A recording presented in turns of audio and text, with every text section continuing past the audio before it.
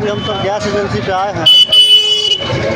सरकार लगातार दावे कर रही है जो गैस की समस्या अब नहीं है, और देखिए किस प्रकार का भीड़ लगा हुआ है। ये Ashapur Bharat gas agency, Indian gas agency है।